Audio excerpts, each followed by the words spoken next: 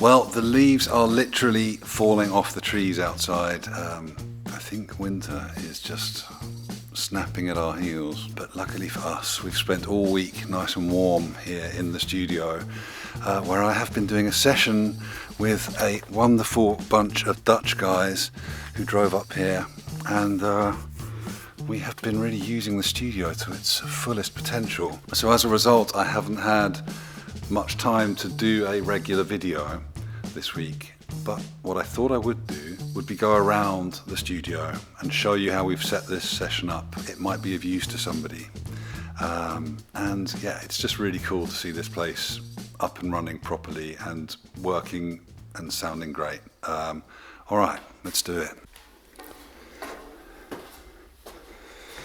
Okay, thought I'd come up here to start with, up onto the balcony, because this is a good vantage point of the session. So over there in the corner there, kind of in the corner, we made a little kind of drum zone. There's a bass zone there, and then 2 guitar zones here. We ended up having 2 amps for each player, just so we've got different options quite easily, often using both at the same time. Yeah, they've got lots of pedals and stuff, so it's quite fast for us to try different sounds and different effects and things like that. We have just started kind of the overdub phase, so we have a pair of Shep's condenser mics down there, which we're using to overdub acoustic guitars and that sort of thing. Anyway, I'm going to go back down now and show you in more detail. Okay, so drums. I mean, this is such a luxury to have all this space. Like, he's spread all this stuff out, lots of different cymbal options. We did start off with his drum set, which is I think it's a kind of newer Ludwig, which sounded great. Had a hole in the front of the bass drum. Sounded really good. And at some point during the songs, he wanted to try my Ludwig for a bit more of a kind of 60s kind of sound, and we experimented a bit with the kick, and we ended up taking the head off the kick drum, the front head, which made a massive difference. Sounds extremely punchy now, which is cool. What have we got? I'm miking the toms from underneath, which tends to be my kind of favourite way to go these days, actually for quite a while. I find that you get all the attack you need of the toms from the overheads, and if you mic them underneath, you just get a really nice round. You hear the kind of the body of the tom a bit more from the bottom, I feel. I pretty much always end up gating the toms when I mic them from underneath, just because you do get a lot of kind of weird resonant stuff when they're not being hit.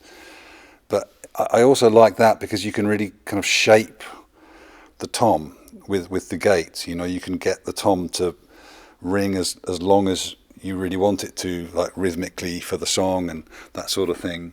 So I think if you've never tried that, miking toms from underneath and then shaping them with the gate, that's a really cool thing, kind of fun.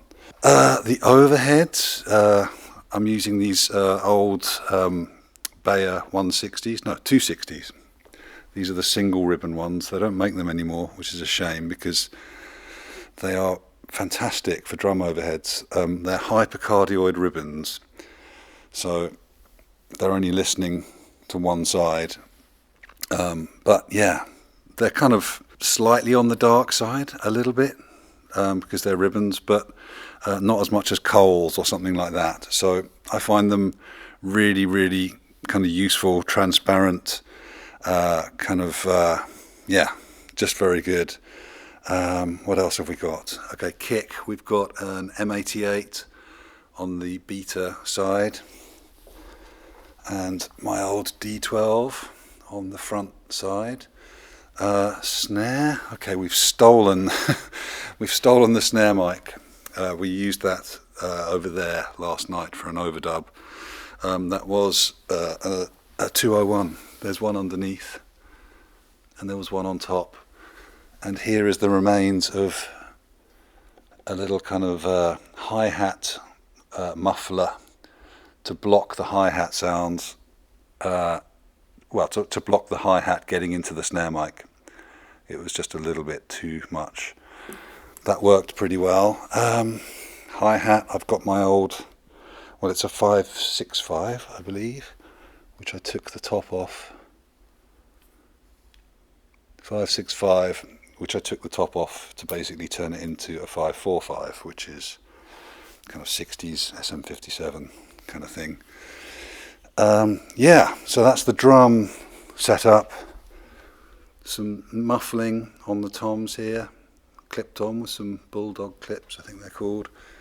Bit of fabric on the snare. This is basically where we ended up for the last few songs, with the drums a bit more.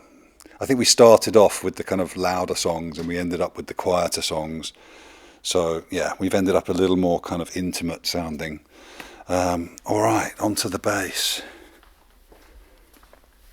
So this is the bass player's own rig that he bought, and nothing super fancy going on here, except I've got an M88 on the bass cab, and that's that. And yeah, we with all the amps here, I'm lucky enough to have an assistant for this session. With all the amps, we spent the time, one of us wearing headphones out here, slowly moving the mic around while the other one was in the control room, making the decision, like trying to find the sweetest spot for the amps. Yeah, but that's basically the bass rig. It's also being DI'd, so I'm taking a DI as well.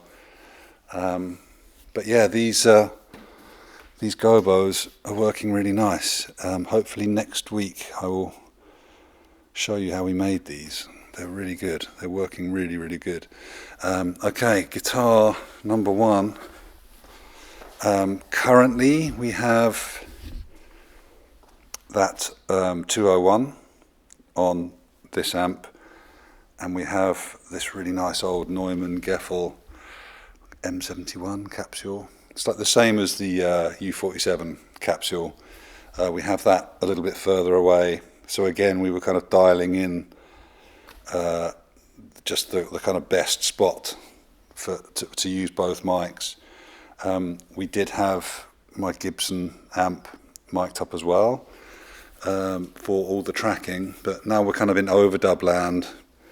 We're sticking to kind of single amps, you know, makes a bit more sense. I did just walk past this, but yeah, here's that pair of Sheps, which is just great for, yeah, any overdubs, acoustic instrument overdubs we need, kind of neatly positioned between these two gobos, just to kind of create a little bit of a kind of smaller space in here.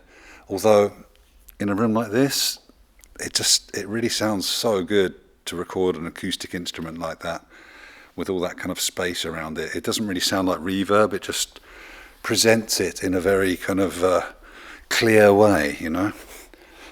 And so here's the other guitar corner, same sort of deal. Again, these mic positions, we spent a while figuring them out.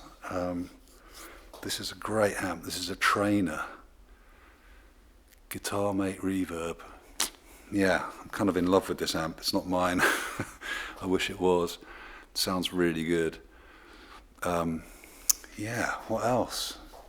Oh yeah, the drums. We do have a couple of kind of ambient mics up there, a couple of 4-on-4s, which are, I think the idea was that they would just generally catch the whole room, but they really only seem to get the drums, which is kind of cool, like a little bit of a background ambience, but yeah, generally it's just the drums. And it's really nice to be able to blend between the closer overheads and the further away, kind of more ambient sounding mics for drum overheads. I mean, that's just such a luxury. You know, you don't need any reverb really. You can just like blend between the two, and you can just sit the drums like really perfectly in the mix. I think that's basically it really. Yeah, quite a short video. but hopefully this is of some use to somebody. Yeah, it still feels like we're on a kind of voyage of discovery with this space, and certainly with having so much space. Even though the place in Berlin was quite big, it wasn't like this. And yeah, it's such a luxury to be able to experiment and properly kind of divide the space up into different zones, and yeah, very exciting.